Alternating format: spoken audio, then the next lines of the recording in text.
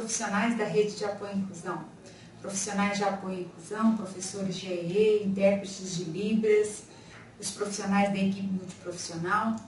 Eu sou Lorena, gerente do ensino especial, e como alguns de vocês já sabem, a Superintendência de Inteligência Pedagógica e Formação, por meio da Gerência de Ensino Especial, tem promovido alguns encontros com os mediadores da inclusão. O último desses encontros, nós trabalhamos o tema Fundamentos Neuropedagógicos da Aprendizagem no contexto da educação especial.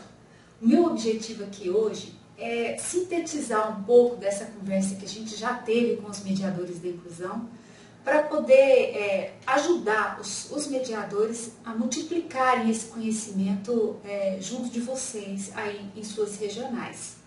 Então, a ideia hoje é de a gente ver um pouco dos princípios da neurociências aplicado à educação, de modo especial, à educação especial. Então, vamos lá. A primeira coisa que eu considero importante a gente entender, embora esse seja um conceito muito comum no nosso meio, que é o meio educacional, é a aprendizagem. O que é realmente aprender? É claro que é um tema que nós lemos muito, é o nosso objeto de estudo, é o nosso objeto de trabalho, mas merece uma atenção especial, especialmente quando se trata do contexto de educação inclusiva, contexto de educação especial, embora seja um tema que se aplique a qualquer contexto de educação formalizada. Então, o que é aprender? Aprender se refere a uma mudança de comportamento e ou mudança de percepção em relação às coisas, em relação à realidade. Então, muitas vezes nós lidamos com determinado objeto de estudo, com determinada realidade e de repente alguém estabelece uma interação com você, dessa interação você muda o comportamento em relação àquela realidade ou em relação àquele objeto de estudo, àquele conceito. Muda a sua forma de agir em relação àquele conceito, em relação àquela realidade, ou muda a sua forma de perceber aquela realidade. Interessante que essa mudança, tanto de comportamento quanto de percepção, ela é viabilizada pela internalização de aspectos da realidade e também pela plasticidade dos processos neuronais. Nós vamos aprofundar um pouquinho só nessas duas questões, internalização dos aspectos da realidade e também a plasticidade dos processos neurais. O que é isso, né? Então, nós vamos aprofundar um pouco mais nesses conceitos para poder entender sobre os princípios da neurociência. Então, vamos começar aqui entendendo, vocês sabem que o programa de educação inclusiva ele é fundamentado na teoria sociohistórica de Vygotsky. Então, importa para nós definirmos a aprendizagem segundo os princípios de Vygotsky, segundo os princípios da teoria sociohistórica. Para ele, aprender é internalizar um conceito de forma a gerar mudança quanto ao nível de desenvolvimento. É mais ou menos aquilo que a gente acabou de dizer. Internalizar um conceito gerando uma mudança quanto ao nível de desenvolvimento. A diferença aqui é a seguinte, em relação a determinado objeto de estudo, determinado aluno se encontra num nível de desenvolvimento. Na medida que ele estabelece interações com o outro em relação àquele conteúdo, em relação àquele conceito, na medida dessas interações, ele passa de um nível de desenvolvimento para um outro nível de desenvolvimento. Vygotsky chamou esses níveis de nível de desenvolvimento potencial e nível de desenvolvimento real. Então, se o aluno, em relação àquele conceito, hoje está amadurecendo, né, aquele conhecimento, aquele conceito, está prestes a compreender aquele conceito, mas ainda não dá conta daquilo sozinho, ele precisa da ajuda do outro, ele não realiza as tarefas autonomamente, mas depende de alguém para ajudar, isso quer dizer que ele está no nível de desenvolvimento potencial, prestes a aprender, prestes a internalizar, mas ainda não internalizou, não aprendeu de fato. Mas se você permanece estabelecendo as interações, mediando aquele conceito, ele passa, com o tempo, desse nível de desenvolvimento potencial para o nível real. E disso resulta o desenvolvimento psíquico. Então, Por isso que Vygotsky diz que desenvolvimento psíquico é resultado do aprendizado. O educando aprende e, portanto, em consequência, né, ele se desenvolve psiquicamente. Então, aprender é internalizar um conceito e, em consequência desse aprendizado, nós temos o desenvolvimento. Internalizar também a gente pode entender como sendo a passagem do nível interpsíquico, interpsicológico para o nível intrapsicológico. É a reconstrução interna de uma operação externa. Então, você está relacionando com alguém hoje e está estabelecendo interação com alguém hoje em relação a determinado conceito. Pode ser que seja um conceito novo para você. Em relação a esse conceito, você tem algumas noções apenas, mas você continua estabelecendo interação com esse outro e essa pessoa acaba passando novos conceitos, novos saberes em relação àquele conhecimento. Então, aquele conhecimento que você tinha só noções a respeito dele, era um conhecimento que operava num plano externo, entre você e o outro, interpsicologicamente, entre as pessoas. Na medida das interações, esse conceito vai sendo internalizado por você. Aquilo que opera num plano externo passa a operar então num plano interno, interpsíquico, intrapsíquico, né? Então, isso aqui quer dizer internalizar. Isso é que é aprender para Vygotsky. Agora, uma coisa importante para nós é que não termina um processo para começar o outro. Não é algo linear, estanque, não. É um processo dialético. Agora, da onde que tudo isso começou? Né? É um pouquinho de história até. Interessante que, analisando um pouco essas questões, a gente foi ver que tudo começou, pelo menos em relação à teoria de Vygotsky, né, a teoria histórico-cultural, sócio-histórica, tudo começou com a Revolução Russa em 1917. Você sabe que, a partir daquela resolução, quem assume o poder político, né, daquela nação foram os bolcheviques, marxistas, liderados por Lenin. E eu chamo a atenção para o fato de serem marxistas para dizer para vocês em que contexto que tudo começa. Que filosofia e que concepção é que circula naquele meio. E é nesse contexto que são elaborados novos conceitos, novas teorias e uma nova filosofia até. Né? Qual que era a ideia naquela época do pós-guerra? Aquele grupo que assumiu o poder político, diante do quadro instalado naquela nação, que era um quadro difícil, né? Quer dizer, é uma nação que acabou de sair de uma situação de guerra. Então, todos os setores precisavam de ser repensados, precisavam de ser reerguidos. Com relação à educação não foi diferente. Aquela nação tinha naquela época um quadro considerável de analfabetos. A ideia era de reunir um grupo de estudiosos e esses estudiosos deveriam elaborar uma nova concepção, né? Uma nova concepção que desse conta e que desse respostas para essa situação, que pudesse levantar aquela nação. Vocês sabem, os estudos anteriores aos estudos relativos à teoria sociohistórica, os estudos anteriores eram muito idealistas, tinham uma base mais religiosa. Se a gente for fazer leituras nessa área, vocês vão observar que a filosofia e todas as correntes teóricas que partiam daqueles conceitos filosóficos eram inatistas, quer dizer, a ideia era de que o sujeito nascia pronto, né? Ou, por outro lado, empiristas, a ideia de que o sujeito nascia vazio, né? O sujeito era como se fosse aquela ideia da tábula rasa, quer dizer, o meio social é que tem prevalência sobre o sujeito e não o contrário. Então, os teóricos, os filósofos mais expoentes foram Kant, John Locke, né? Com relação à psicologia, Pavlov com a ideia da atividade cerebral reflexa. Quer dizer, ele dava essas teorias, principalmente essas da área da psicologia, apresentavam explicações biológicas em relação à aprendizagem e ao desenvolvimento humano.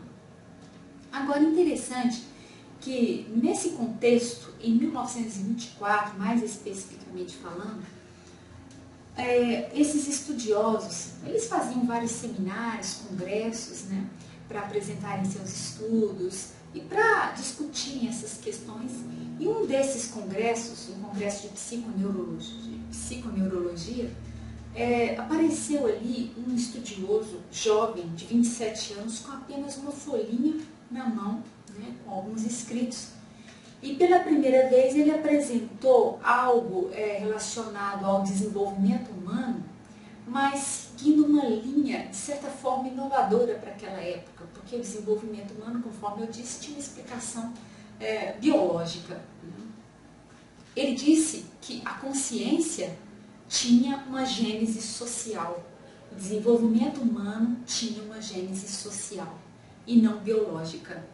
Isso aqui foi muito interessante e marcou profundamente os estudos da época, e até hoje a gente vem procurando entender como que esses processos se dão, né? Vocês sabem, essa teoria, a teoria de Vygotsky, ela tem a sua fonte, ela emerge, na verdade, da teoria de Marx, né, do materialismo histórico dialético. E ela segue alguns princípios básicos, né? Quer dizer, são princípios a partir dos quais Vygotsky elaborou seu pensamento. Dentre eles a questão da dialética, a questão da atividade, né? E de modo muito especial, a questão da natureza social humana. Tem a ver com o que eu disse anteriormente, a consciência tem uma gênese social. Então aqui, o que é que nós temos? Ao homem não basta nascer. Ele deve incorporar o desenvolvimento histórico da sociedade humana. E a gente colocou ali um exemplo, que é o do filme do Mowgli, de Walt Disney. Vocês devem conhecer esse filme. Mowgli é deixado na floresta pequenininho e ele convive naquele meio. Embora Mowgli fosse um ser humano e tivesse potencial de desenvolvimento das funções intelectuais, as funções cognitivas, tal qual eu e você desenvolvemos, ele não desenvolveu como nós desenvolvemos. Ele desenvolveu segundo aquele meio, aquele contexto no qual ele estava inserido. Isso mostra que o social tem um peso, uma influência decisiva sobre o desenvolvimento humano, muito mais do que o biológico. Para Vygotsky, o biológico determina apenas nos primeiros momentos do nascimento. Mas logo que o ser humano começa a estabelecer interação com o meio, então é o meio que exerce maior influência. O meio social e a ação do meio, a interação do meio com o sujeito, do sujeito com o meio, é decisiva sobre o desenvolvimento, pode mudar os rumos do desenvolvimento, inclusive. Isso aqui é muito importante para nós em se tratando do nosso contexto de educação especial, em se tratando de processo de ensino-aprendizagem em relação às pessoas que têm algum tipo de deficiência. Mas então, vamos lá, né? Vamos aprofundando um pouquinho mais. Mesmo considerando que o desenvolvimento humano tem uma origem sociocultural, agora a gente sabe que ele tem também uma base material. Então, tem uma gênese social, mas tem também uma base material. A gente colocou a figura da nossa por uma questão mesmo ilustrativa, né? Porque a gente vai falar da base material do desenvolvimento humano agora, né? O desenvolvimento humano tem uma base material, e essa base material nada mais é do que o sistema nervoso central, que o cérebro. A figura da noz ilustra o cérebro, olha só como parece, né? Tem ali o cérebro com os dois hemisférios cerebrais, a separação no meio, e é sobre isso que a gente vai ver um pouquinho agora. Essa base material pode ser basicamente explicada por esse processo aqui. Sensibilidade, condutibilidade e contratilidade. É a sensação, o processamento dessa sensação e a resposta. Tudo isso se dá no sistema nervoso central e só acontece por conta de determinadas células, que são chamadas neurônios, são as células nervosas, conforme você vê aí na ilustração. Para detalhar um pouquinho, e ainda assim sendo bem sintética, nós apresentamos o processo da seguinte forma. Essa história que eu disse agora, da sensação, do processamento e da resposta, a gente vê isso na literatura como sendo input, processamento e output. Como que é isso? Primeiro, o cérebro recebe um estímulo visual. Uma bola, por exemplo, conforme você vê aí na ilustração. Uma bola colorida. Então, o cérebro recebe esse estímulo. Inicialmente, ele é só uma sensação, né? Um estímulo é recebido e ele vai para uma área do cérebro específica, chamada área de projeção. É a área sensitiva do cérebro. No caso do estímulo visual, ele vai exatamente para o lobo occipital, conforme você vai ver mais adiante, né? O lobo occipital que fica aqui na parte posterior do cérebro, né? Então, esse estímulo segue para essa área de projeção, e aí você tem consciência das características sensoriais do objeto que você viu. Então, consciência das características sensoriais. A partir do momento que você tem essa consciência, esse estímulo segue para áreas de associação. Essas áreas de associação estão distribuídas no cérebro, né? E quando o estímulo segue para essas áreas, na verdade, você começa a processar esse estímulo para poder compreender, identificar, interpretar o estímulo. Na verdade, você recebe o estímulo visual, esse estímulo vai para essas áreas, as informações que você já tem registradas na memória, você as associa para poder interpretar esse estímulo, para poder compreender esse estímulo. E em seguida, ele segue novamente para uma área de projeção, só que agora é uma área motora. Você vai emitir uma resposta, seja pegando a bola, seja emitindo o nome bola, né? E se for no caso da emissão do nome, né, se for o caso da fala, essa área de projeção fica localizada no hemisfério esquerdo do cérebro, conforme nós vamos ver, né, que é o hemisfério dominante. Importa então para a gente saber o que é cérebro. E aí é interessante você observar a figura. Essa é a figura do encéfalo, composto pelo cérebro, cerebelo e o tronco encefálico. O cérebro é essa parte mais caramelo que tem aí na imagem, né? Tem, conforme você vê, tem o córtex cerebral. O córtex é uma camada de substância cinzenta. É cinzenta porque é constituído por corpos de neurônios, né? Embaixo do cérebro tem o cerebelo, essa estrutura que parece um repolinho, e mais embaixo um pouco o tronco encefálico. Isso é uma figura para ilustrar, para ficar mais fácil a nossa compreensão. Aqui você tem uma figura do cérebro mesmo. O cérebro ele é dividido em dois hemisférios, a gente já mencionou isso, separados por uma fissura chamada fissura longitudinal. Então você tem o hemisfério esquerdo e o direito. O esquerdo é o hemisfério dominante. Muitos autores dizem que esse hemisfério dominante está mais relacionado com as questões mais racionais e o direito mais relacionado com as questões mais emocionais, mais subjetivas. Agora, o interessante aqui é que, embora esse cérebro tenha essa separação, ele tem uma união que é feita no seu interior por conta de uma estrutura chamada corpo caloso. O corpo caloso, então, une os dois hemisférios. Não só une, mas como ele permite com que os estímulos que chegam no hemisfério direito possam ser transmitidos para o esquerdo e vice-versa. Então, tem essa comunicação, que ela é importante para o funcionamento cerebral. Aqui é uma imagem do corpo caloso, né? O corpo caloso é essa estrutura que fica bem no centro do cérebro, que é importante nessa comunicação entre os hemisférios cerebrais. E na figura seguinte você vai ver a superfície do cérebro com os sulcos, os giros e os lobos. Os lobos são, na verdade, essas regiões responsáveis por determinadas funções, né? Então você tem o lobo frontal, que é essa parte em amarelo, o lobo parietal, ao lado do lobo frontal, que é essa parte vermelha, né? O lobo frontal está mais relacionado com a atenção. A parte mais inferior do lobo frontal, do lado esquerdo, é responsável pela linguagem, tanto a linguagem interna, tanto a compreensão dos conceitos, quanto a linguagem externa, a emissão dos conceitos, a fala, né?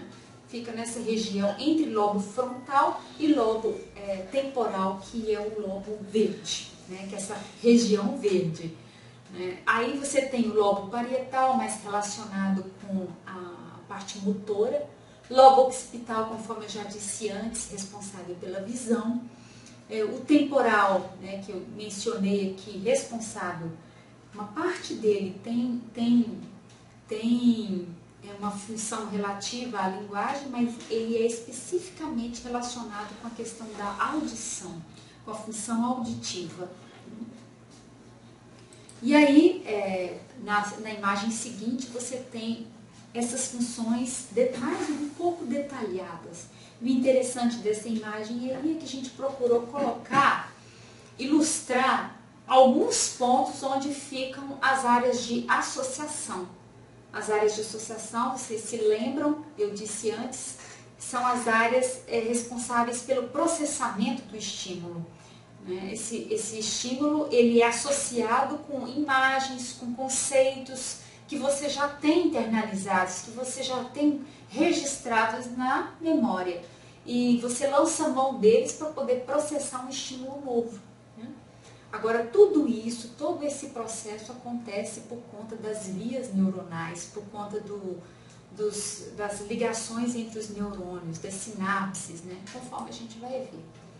Aqui, um pouco mais de detalhe, aquela sequência de recebimento, processamento e de resposta em relação ao estímulo.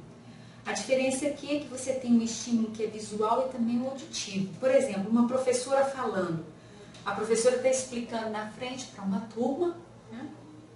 E esse estímulo que a turma recebe é o estímulo tanto visual, porque a turma vê a imagem no quadro e vê a professora, os seus gestos, né, sua expressão facial, e além disso a turma ouve também o estímulo auditivo, ela ouve os conceitos que a professora está expressando, emitindo. Esse estímulo, tanto visual quanto auditivo, ele vai para a área de projeção, que é a área sensitiva, conforme eu falei antes. Aqui ele segue tanto para o lobo occipital, quanto também para o lobo temporal. Em seguida, ele segue para as áreas de associação e, ao seguir para as áreas de associação, para ser interpretado, para ser compreendido, para ser identificado, evidentemente que algumas funções serão mobilizadas, como, por exemplo, a atenção, a concentração, o planejamento, a criatividade, a linguagem. Então, várias funções cognitivas, várias funções intelectuais são mobilizadas nesse processo de identificação e de interpretação do estímulo. O estímulo segue para a área de projeção, que é a área motora, conforme eu disse, e aí os alunos, por exemplo, poderão falar, né? Vão repetir o que a professora disse, ou vão ler o que está escrito no quadro, né? Expressando o entendimento que eles tiveram acerca do estímulo. Aqui é a figura de um neurônio, para a gente ter uma ideia, né? Em cima nós temos os dendritos, exatamente o terminal de recepção dos estímulos, depois o corpo, né? O axônio, que é o prolongamento, e o terminal do axônio, que é o terminal de transmissão.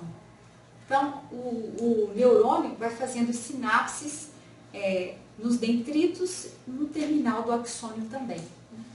Uma questão interessante para nós aqui é que, conforme você vê na imagem, tem uma estrutura chamada bainha de mielina, que está em azul na imagem. Essa bainha de mielina é, na verdade, uma capinha de gordura que vai se formando na medida da recepção dos estímulos, dos impulsos nervosos. Quanto mais transmissão de estímulos se tem no cérebro, mais essa capinha vai ficando espessa. E quanto mais ela fica espessa, mais rapidamente os estímulos são conduzidos no cérebro. Essa mielinização, né, esse processo em que quando a mielina vai ficando cada vez mais espessa, né, que quer dizer mielinização, corresponde a aprendizagens efetivadas, a maturação cerebral, a redes neuronais que vão sendo consolidadas. Então, você recebe um estímulo novo, em relação a um conceito novo, em relação ao qual você só tem noções muito básicas, mas você vai interagindo com esse novo estímulo, sendo mediado por um outro, né? Seja um livro, seja alguém te explicando. Então, com relação àquele estímulo novo, na medida que você vai recebendo esses estímulos, novas explicações, interagindo com esses estímulos de diversas formas, essa capinha de mielina vai aos poucos ficando mais grossa, mais espessa. Por isso mesmo, você vai consolidando uma via neuronal, né, um caminho neuronal. Né? Os impulsos nervosos em relação a esse estímulo vão ficando cada vez mais rápidos, vão processando cada vez mais rapidamente. Né? Isso aqui tem muita relação com raciocínio. Né? Um aluno em sala de aula, se ele já internalizou determinado conceito, se você expõe sobre esse conceito, ele tem uma resposta rápida, ele lida com aquilo rapidamente, ele não tem dificuldades com relação àquilo, ele faz a tarefa rapidamente, sem muitas dúvidas, porque aquela rota neuronal já foi consolidada. Né? Em relação àquele conhecimento, ele não tem muitas dúvidas, porque eu posso dizer que houve uma maturação cerebral em relação àquela experiência. Aí, eu tenho aqui uma imagem que simboliza um pouco todo esse processo. Né? É um esquema que a gente pode ler de baixo para cima. Então, sob o ponto de vista neurobiológico, tudo começa com a sensação, seguido pela percepção, daí a formação de imagens, simbolização, você dá um nome, um conceito àquela imagem, àquele objeto, né? E em seguida a conceituação, que é o processo mais evoluído dessa sequência. Esses pontos aqui, essas funções relativas à percepção, formação de imagens, simbolização, abstração, né? E conceituação, eles equivalem aos processos psíquicos superiores, segundo nos explica Vygotsky. Quais são esses processos psíquicos superiores? Memória, atenção, concentração, abstração, generalização, planejamento, linguagem. São funções psíquicas sofisticadas, são funções psíquicas de ordem superior. Né? Essas funções se desenvolvem na medida que nós aprendemos. A gente viu isso lá no comecinho. Nós internalizamos o conceito, na medida em que internalizamos, nós nos desenvolvemos psiquicamente e nos tornamos cada vez mais aptos para internalizarmos conceitos cada vez mais elaborados, mais sofisticados e mais complexos. Isso é fácil de entender, porque se nós nos desenvolvemos psiquicamente, é claro que nossa memória fica melhor, a atenção, a concentração, a capacidade de abstrair, a nossa linguagem. Então, nós nos tornamos mais capazes de lidar com um conceito cada vez mais elaborados, mais abstratos. Então, daqui já dá para tirar uma lição, né? Para desenvolvermos essas funções importantíssimas, sofisticadas, elaboradas, de ordem superior, que envolve todo um processo neurobiológico, que envolve aquele processo da mielinização, que envolve a consolidação de redes neuronais, né, de vias neuronais no cérebro. Então, para que isso aconteça, é preciso aprender. Né? É preciso aprender. E é preciso que esse aprendizado seja desafiador. Não dá para você propor atividades de aprendizagem que não mobilizem essas funções. Não dá para você propor atividades de aprendizagem que estejam no mesmo nível em que se encontra determinado aluno.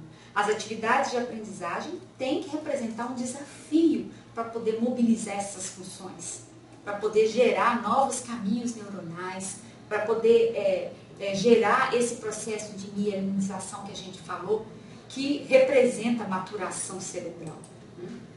E aqui nós temos uma possibilidade de paralelo entre os princípios da neurociência e os princípios da teoria sociohistórica.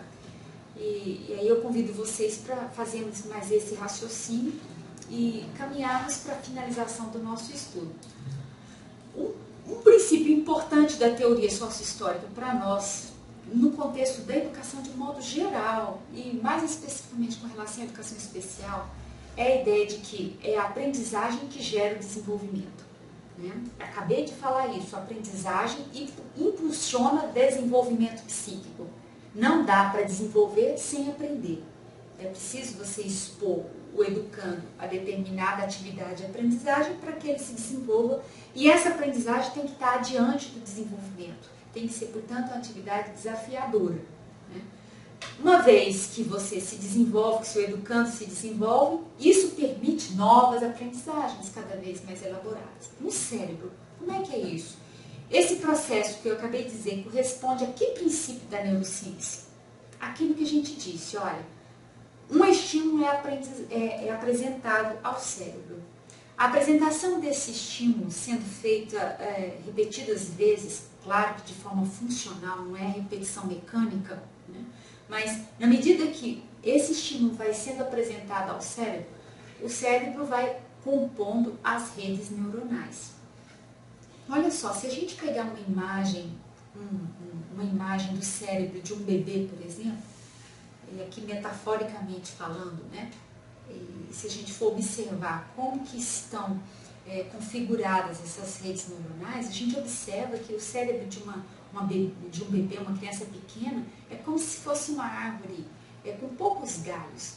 Mas à medida que essa criança vai se desenvolvendo, vai estabelecendo interações e vai aprendendo, é como se o cérebro fosse apresentado por uma árvore cheia de galhos. Isso aqui é para ilustrar essa ideia de redes neuronais constituídas, né? E elas se constituem por conta do aprendizado.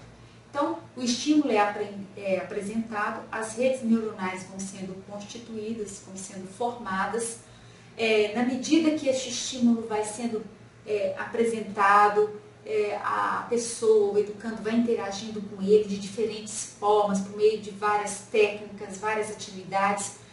Vai ocorrendo aquele processo de mielinização, maturação cerebral. O raciocínio vai ficando cada vez mais rápido, as aprendizagens vão ficando cada vez mais elaboradas, sofisticadas. Isso representa o desenvolvimento das funções psíquicas superiores, representa a maturação neurológica, representa o desenvolvimento cognitivo.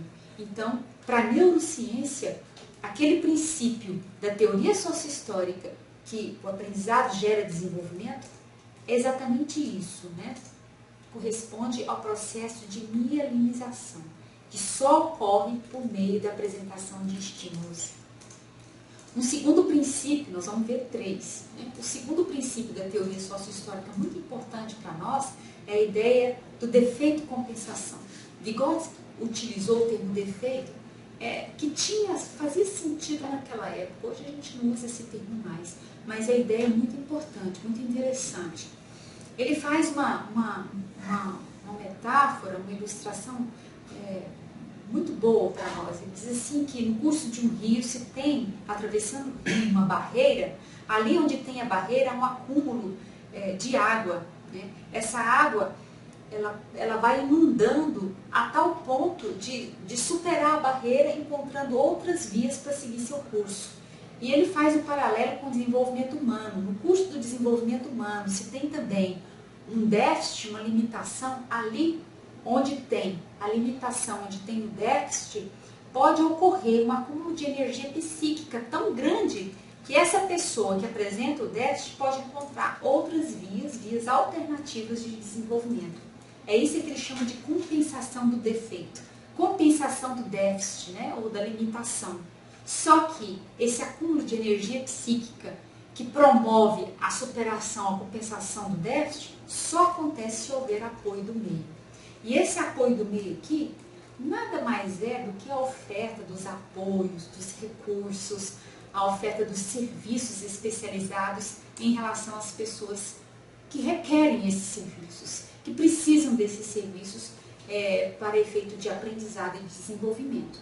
Esse apoio nada mais é também que a exposição dessa pessoa, a participação dessa pessoa em atividades de aprendizagem e atividades de aprendizagem desafiadores, que estejam adiante do desenvolvimento dessa pessoa, desse aluno, inclusive desse que tem deficiência, algum tipo de deficiência, inclusive deficiência intelectual. Trazendo isso aqui para o princípio da neurociência, para a ideia da neurociência, a gente pode fazer um paralelo fácil de entender com a questão da plasticidade cerebral. Então, a ideia é, diante de uma área cerebral lesada, se houver apoio por parte do meio, estímulos eficazes e de qualidade, as áreas vizinhas à área lesada podem assumir a função. Essa assumência, né, da função por parte das áreas vizinhas àquela área lesada acontece por conta de um processo de regeneração do neurônio ou brotamento de neurônio colateral. Quer dizer, uma célula nervosa pode regenerar ou pode haver um brotamento mesmo, nascimento de um neurônio colateral àquele que foi lesado. Mas esse processo de regeneração só ocorre se houver apoio do meio. Esse apoio aqui é representado na neurociência pelos estímulos, mas tem que ser estímulos interessantes, eficazes, que façam sentido para o educando, que tenha a ver com a sua experiência de vida, que tenha a ver com a sua história de vida e que esteja um pouco adiante do seu nível de desenvolvimento. E o terceiro e último princípio é a ideia mesmo de desenvolvimento das funções psíquicas superiores. O desenvolvimento das funções se dá em dois níveis, conforme a gente já mencionou. Primeiro, interpsicológico e depois intrapsicológico. A origem está nas construções sociais, depois é reconstruída individualmente.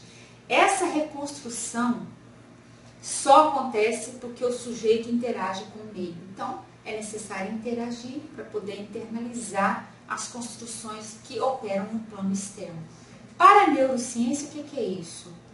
A formação de rotas neuronais e a mielinização.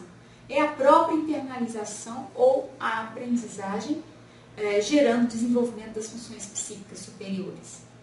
Então, um estímulo é recebido nas áreas de projeção, desta área ele segue para as áreas de associação e o estímulo é interpretado. Só que pode ser que o estímulo seja novo. Então, o sujeito não vai compreender esse estímulo rapidamente, vai precisar lidar com ele mais vezes, vai precisar de mediação.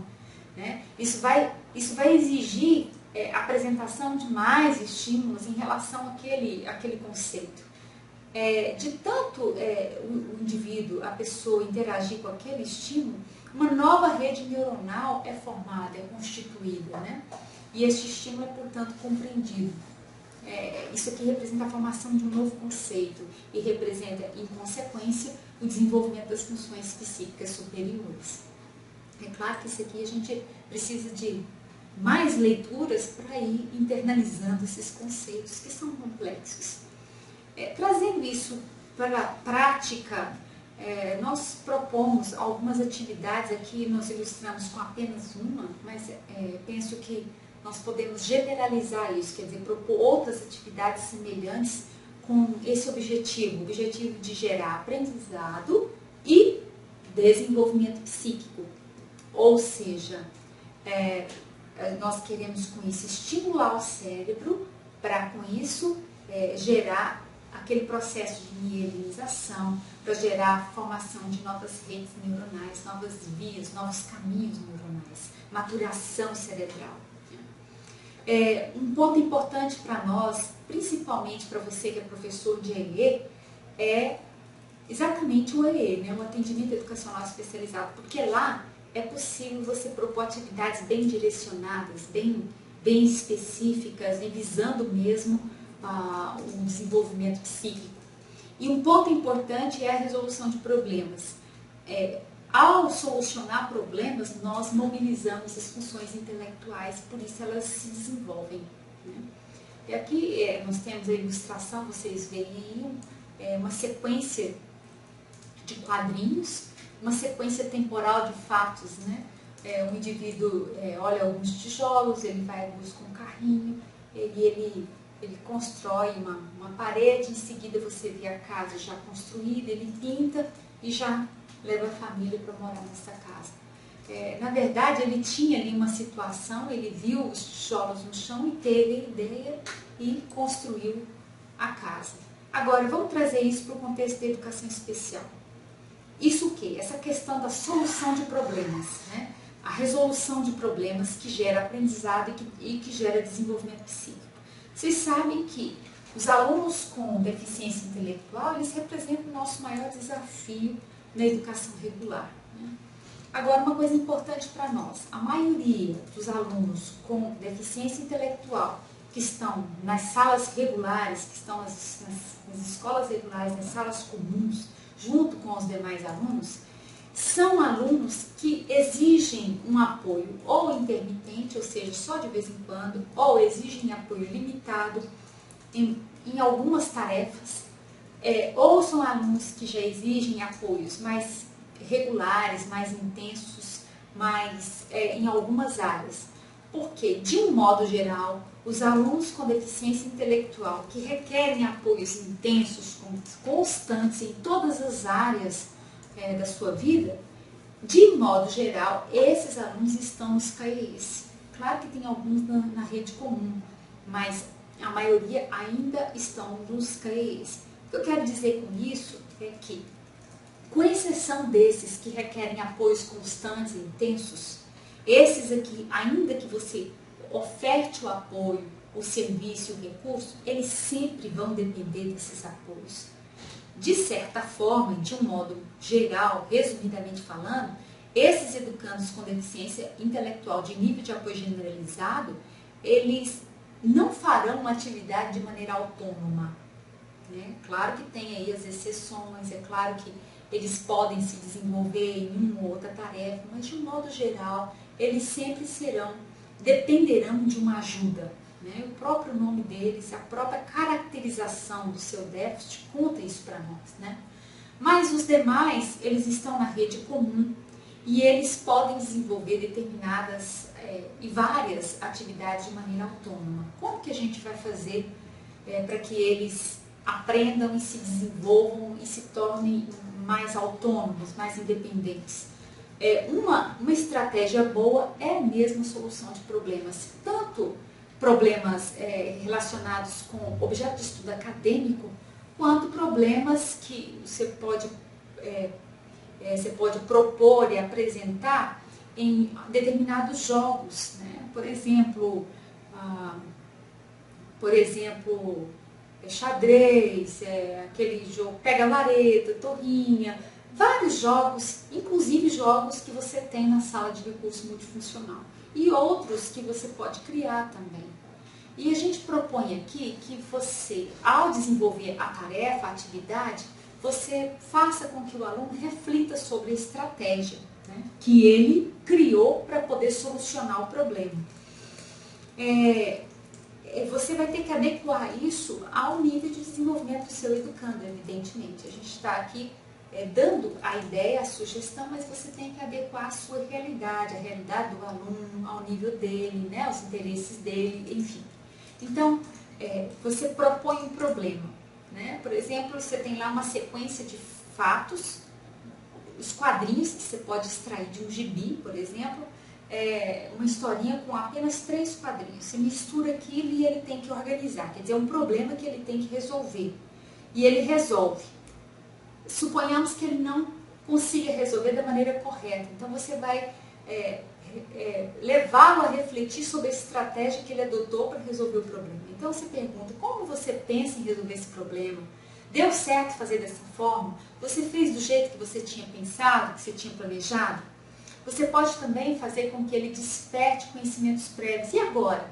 O que você acha que vai acontecer? Você lembra daquele dia que a gente viu essa atividade? Você lembra do que estava escrito lá no livro, na página tal? Então, você vai despertando ele para conhecimentos que você sabe que ele tem. Isso nada mais é do que mediar, né? Você pode também induzir o raciocínio. Por que você fez dessa forma? Explica melhor o que você acabou de dizer. Como que você sabe disso? Né? Por que você acredita nisso que você falou? Né? Outra coisa, ajudar ele a ser mais exato. Né? Você tem certeza do que você está falando? Né? Você pode dar essa resposta, mas usando outras palavras, fala isso de outro jeito. Né? Por que você utilizou essa palavra? Por que essa palavra e não essa, né? Mais uma vez eu repito, você tem que adequar isso à linguagem do seu educando, ao nível do seu educando. Né? E você pode também ajudar o educando a estruturar as suas ideias. Você consegue dizer qual que é a ideia principal? Essa história fala de quê? Você faria isso de outra forma? Como você faria? Então, tudo isso você vai instigando, né? Mediando, conduzindo ele nesse processo de solução do problema. Tudo isso tanto gera aprendizado quanto gera desenvolvimento psíquico. Em termos neurocientíficos, isso tudo gera maturação cerebral. Né? Isso tudo, pessoal, acontece porque o nosso cérebro é plástico, nosso cérebro é dinâmico, o nosso cérebro é flexível. Nosso cérebro não é imutável, ele é, ao contrário, ele é mutável. Isso é muito bom para nós que trabalhamos no contexto da educação especial. A gente sabe que mesmo o cérebro que tenha uma lesão, ele pode ser modificado. Uma pessoa com deficiência intelectual não vai deixar de ser uma pessoa com deficiência intelectual, mas ela pode se desenvolver plenamente, ela pode dar o melhor de si, né? Ela pode apresentar desenvolvimento psíquico. Então é isso, eu espero que esse estudo possa contribuir. E é claro que ele não esgota aqui, né? Ele requer mais leitura, mais discussão e reflexão e associação, inclusive, com a prática de vocês. Tem aqui uma reflexão proposta por Celso Antunes, que a gente considerou interessante. Ele diz assim que uma criança ou mesmo um adulto com imensa inabilidade para desenvolver relacionamentos interpessoais não é rotulada como tendo dificuldades de aprendizagem. Mas se apresenta dificuldades na leitura, o rótulo já lhe cai bem. Mas convenhamos, o que é mais importante na vida? Aprender a ler ou a fazer amigos? Saber matemática ou ser capaz de sobreviver à violência das grandes cidades? Apresentar facilidade para compor ou desenhar ou possuir notável capacidade de memorização para hierarquias dinásticas impostas pela história? Então é uma reflexão mesmo e a gente fecha essa nossa conversa com esse texto. Eu espero que, de alguma forma, isso contribua para o estudo e para a prática de vocês. Um bom trabalho a todos.